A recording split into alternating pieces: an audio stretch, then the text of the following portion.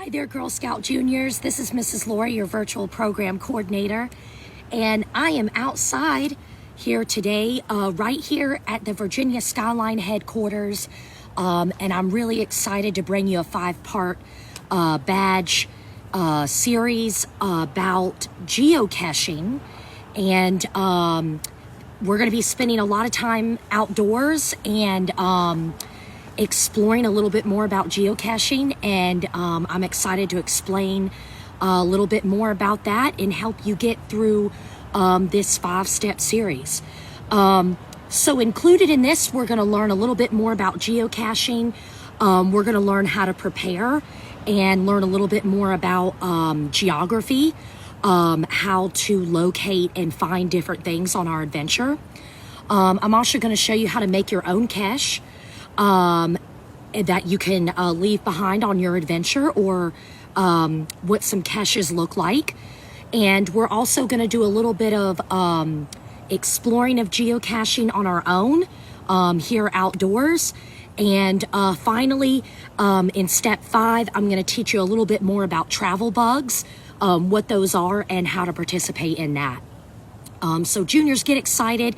It's a beautiful day out today, and hopefully we've got some great weather over the next several weeks as we go outside and explore the art of geocaching. So what exactly is geocaching? It is when you go outside and you go on an exploration or an outdoor adventure, and you actually try to hunt down caches or treasure boxes that are hidden around your area, community, neighborhoods. Geocaching takes place all over the world, and it definitely has so many different followers. You can really participate in geocaching at any age, from when you're little all the way to when you're an adult. It does not matter. And you can get out with your fellow troop members.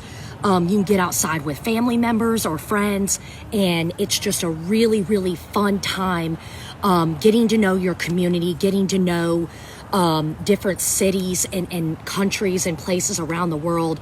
But what makes it so fun is that you're going on an adventure to find a hidden treasure box. A majority of the time, caches are treasure boxes that are hidden around, and inside of them you can find sometimes like a notebook where you can record your name that you had been there. Sometimes you can leave little objects in there behind. We'll learn a little bit more about travel bugs in step 5. So that's what geocaching is. Today I'm going to help you get through steps 1 and 2, which are the foundations of geocaching. So I encourage you first, in step 1, is all about exploring a little bit more about geocaching, what it is, researching. So I encourage you to go to this website here, www.geocaching.com, sign up for an account, download the app to a smart device, and start exploring a little bit more. Start researching a little bit more about what geocaching is, and that will help you complete step 1 of earning this badge. Like I stated, I recommend that you have a smart device, like a smartphone, because you're going to want to download the geocaching app on there in order to start exploring and geocaching in your area. In step 2 today, in accomplishing step 2, you need to know a little bit more about what GPS is. GPS stands for Global Positioning System. And what happens in geocaching is the app uses a GPS tracker, which helps you locate your latitude and longitude. Latitude is the imaginary boundaries on planet Earth that run north and south. And longitude is those imaginary boundaries that run east to west. Now, what happens is when the north and south boundaries and east and west boundaries intersect, we call that an intersection, and that gives you your position, which is the P in GPS. So a GPS or a global positioning system will give you your coordinates or your latitude and longitude. And I'm going to show you a close-up of that on the geocaching app that you can download. So in step 2, once you've downloaded the app, and I will show you on the screen here. As you can see, I have the geocaching app here, and I will click on it. And it starts to give me some information. The blue dot is where I'm located right now, outside of the Virginia Skyline headquarters. It also tells me where my nearest geocache is, or where my nearest cache is. And actually, there's one right here on our headquarters, and I'm going to show you how to get to that and what's inside of that box. And that's going to help you earn step 2 of this badge. Now, step 2 requires you to go out and find at least 3 coordinates in your area, in your neighborhood, in your community. So I'm going to show you here in the geocaching app how to locate your coordinates. So if you are looking at the app and you're trying to find the coordinates, you're actually going to hit this button that says navigate, and it's going to begin showing you a map. If you hit the compass button right there, it will actually tell you how far you need to walk to get to your nearest cache or treasure box. And here is where it gives you your latitude and longitude coordinates. So the ultimate goal in step number 2 is to find your coordinates for 3 different locations in your area, in your neighborhood, or in your community. So what I'm going to do today to model this is actually go over to the cache that we have here at the Virginia Skyline headquarters. And I'm going to show you what that cache looks like. To give you an example of one, and then I'll let you know what my coordinates are. So I'm going to pick us up here. We're going to start moving a little bit, and I am going to look down here and use my compass.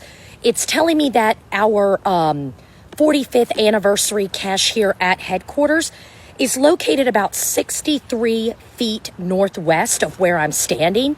So I'm going to begin walking. That way, it definitely tells me that I'm getting closer. It is also updating my coordinates at the same time. And it's got me saying I'm about 12. The number is going down, and I'm using the compass here. And here we go.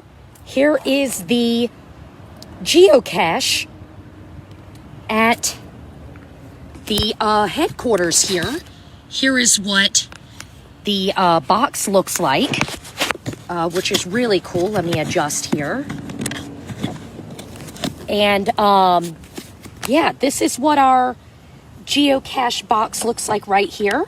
Actually, it has a lock on it, and if you open it up, it's got treasures inside. It's got little souvenirs that people have left behind. It also has a notepad where you can record your name, which is really great. So that's really cool. It's in a nice little metal box here, and I feel accomplished. I feel like I found my first cache, and I can leave my name behind that I've been here and that I was able to find it. And also on the app, I can now see my coordinates. So it says that I'm about north at 37 degrees west 79.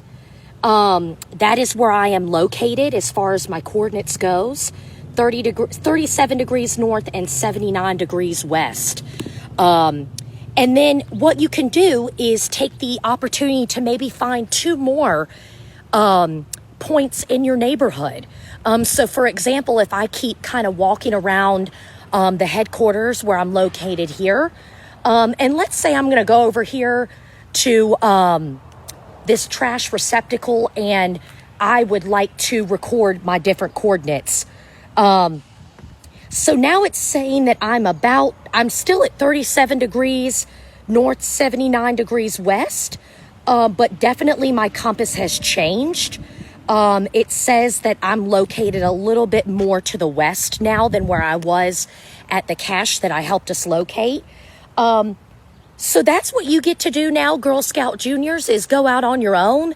and try to use the geocaching app on a smart device, smartphone or tablet. Make sure you have access to internet.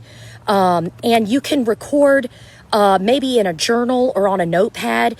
You can record the coordinates of maybe 2 or 3 more things that you could find around your neighborhood.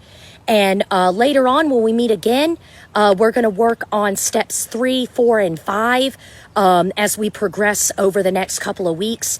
In step number 3, I'm going to help you make a cache or a treasure box of your own. In step 4, I'm going to help you plan out a geocaching adventure. And in step number 5, I'm going to teach you a little bit more about travel bugs and how to use those. So you'll be an expert in treasure hunting by the end of this 5-step series. Thank you for joining me today, Girl Scout Juniors. Once again, I'm Mrs. Lori, your virtual program coordinator here at the Virginia Skyline headquarters. And I look forward to seeing you again soon. If you're not already a member and this is the first time that you're joining us, I encourage you to hold on tight at the end of the video and check out our membership opportunities. And if you're already a member and you need to renew, now's the time. I encourage you to renew your membership and join us for more fun badge explorations. And I will see you again soon. Bye.